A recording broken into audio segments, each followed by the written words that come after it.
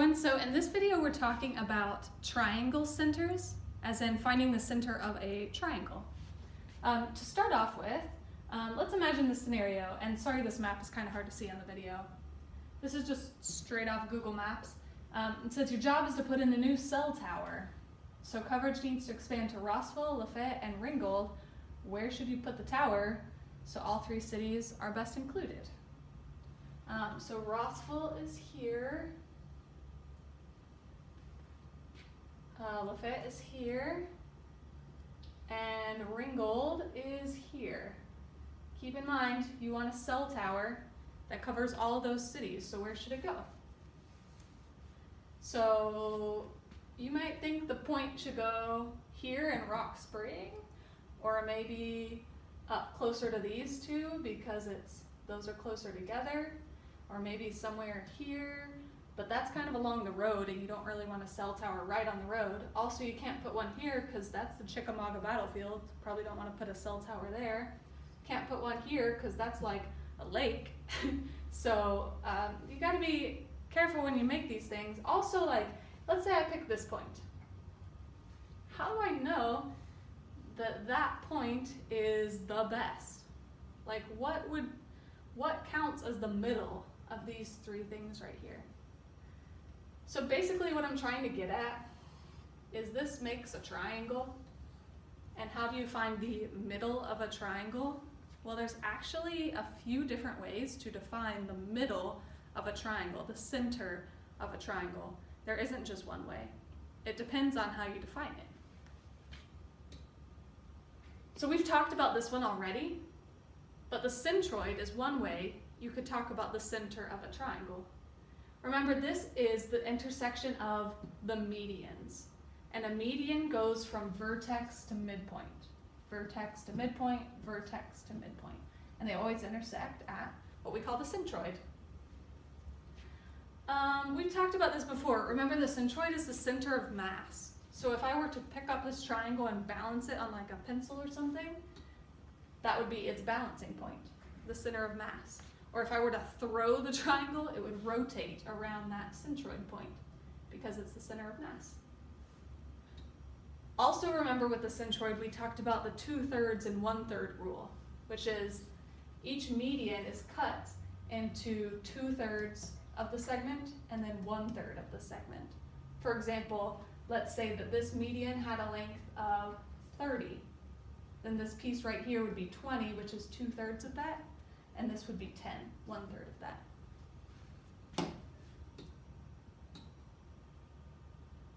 Okay, there's another way we might describe the center of a triangle. And it's, rather than medians, what if we just looked at all the angle bisectors? So I bisect this angle, bisect this angle, and bisect this angle. And it turns out those actually all intersect at the same point as well. It's usually different from the centroid because this is not necessarily the midpoint. Like, I don't know that this is the middle of this leg. In fact, it's probably not. Same thing here. It looks kind of like it's in the middle, but it's a little bit off. Same thing here. This is a little shorter than this. So it's not the same as medians. It's just angle bisectors.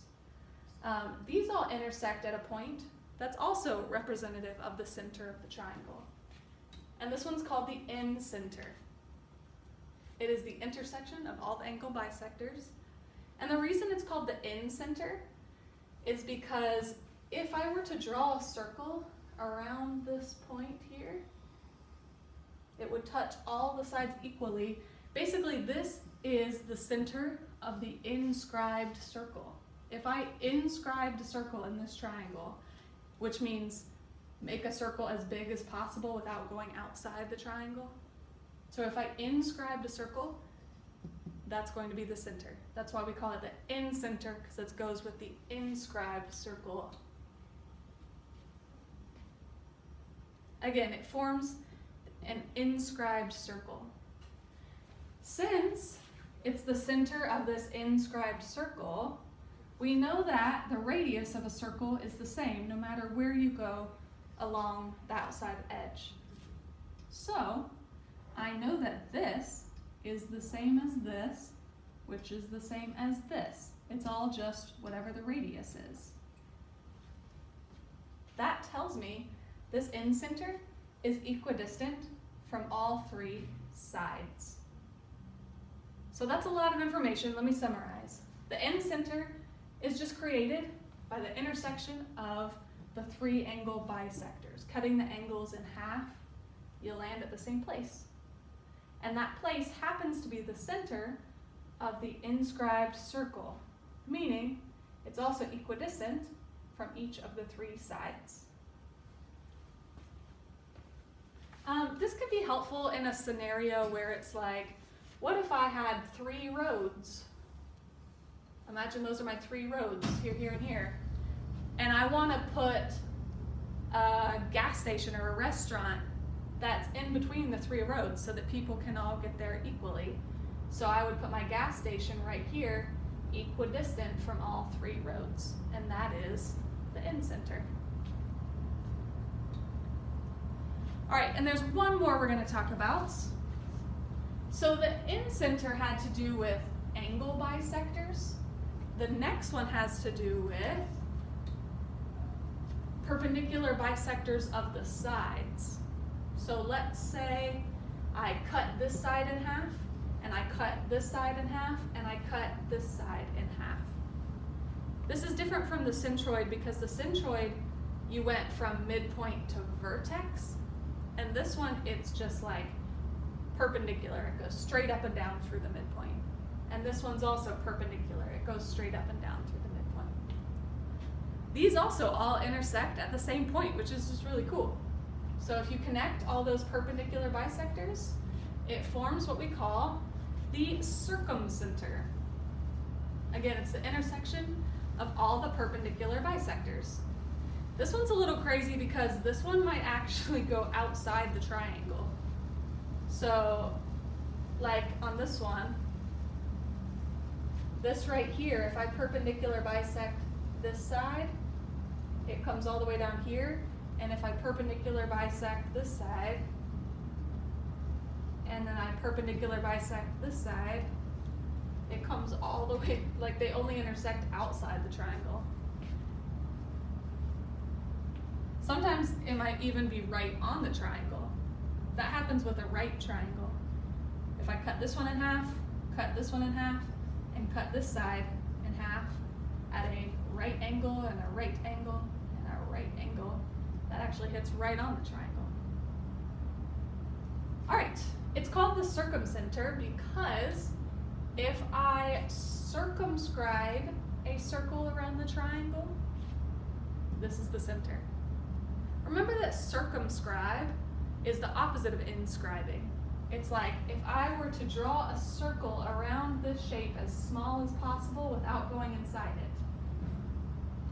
Basically, it's got to hit all 3 corners of the triangle, all 3 vertices. So circumscribe means you go around it, but like as tight as possible. All right, so it's called the circumcenter because it forms the circumscribed circle. It's the center of the circumscribed circle. That happens even if the center is outside of the triangle. The only way to circumscribe a circle around this particular triangle is to make it really big down here, and that's the center of it.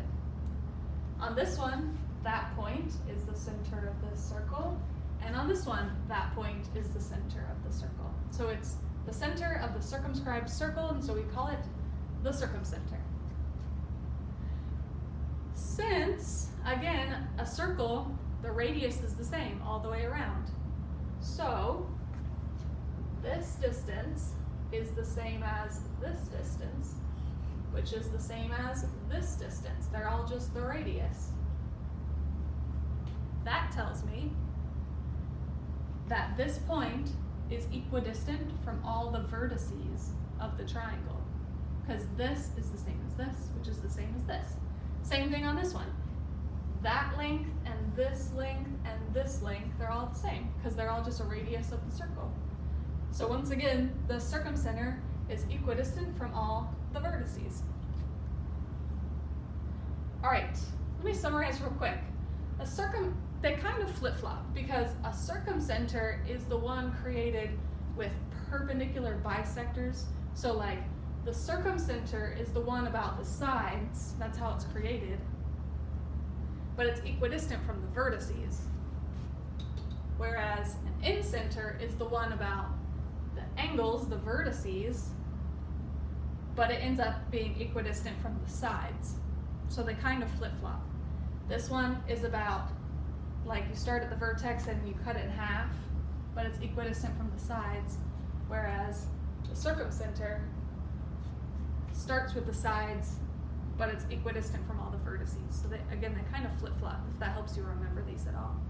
I know that's a lot to remember. And I do want to mention this one is probably the best for our first scenario that we were talking about. If I want to be equidistant from Rossville, Ringgold, and Lafayette, I probably want to be equidistant from all those vertices. So I would want the circumcenter. I would want a circumscribed circle around this triangle, and I would want the center of it, which comes from, like we just mentioned, the perpendicular bisectors. So cut this side in half, perpendicular-wise. I'm just kind of guessing here. And cut this side in half, perpendicular-wise. And then cut this side in half, and it looks something like this. And so my guess here was actually pretty close to what the circumcenter actually is.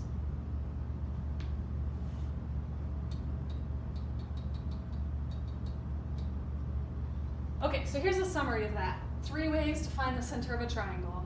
You've got your centroid, which is the medians, incenter, which comes from the angle bisectors, and it's the inscribed circle and the incenter. And then the circumcenter, which comes from the perpendicular bisectors. And the circumcenter is the center of the circumscribed circle. There are other ways that people have come up with to find the center of a triangle. In fact, there are many, many ways. These are 3 of the most common, but there are others. Another common one is the orthocenter, if you feel like looking that up. So I have a couple just demonstrations that you can play with if you want. I've put these on Google Classroom.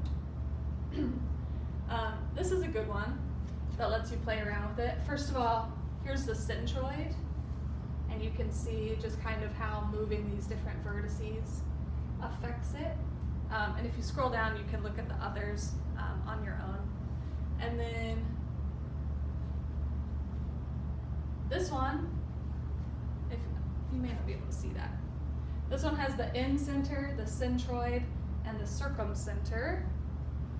And so you can see, like with the circumcenter, if I click on perpendicular bisectors, you can see all 3 perpendicular bisectors and how that might change. See how it can go outside the circle if it gets obtuse, or be inside. For the incenter, remember that comes from the angle bisectors, and we can even look at the inscribed circle if we want. So you can see how it's always the center of this inscribed circle, which is kind of cool. That one cannot go outside the triangle at all. And then if you want to look at the orthocenter, you can, and then centroid is the medians. All right, one last question for you is, do you think this is an always, sometimes, or never situation? The incenter, circumcenter, and centroid all occur at the same place. So do you think that always happens, sometimes happens, or never happens? Try playing around with this interactive and see if you can figure it out. All right, so hopefully you've paused and tried that. The answer is, usually they're not at the same place. See how usually they're different points. However, if I make it an equilateral triangle, they're all the same. Because at that point, the angle bisector is the same as the medians, which is the same as the perpendicular bisectors. So that's the answer. Sometimes, only if it's an equilateral triangle. And you can kind of see that here, where the incenter and the circumcenter would be the same. All right, if you feel like a challenge, you can actually construct these using a compass and straight edge, a circumscribed circle and an inscribed circle. So feel free to try those if you want a good little challenge.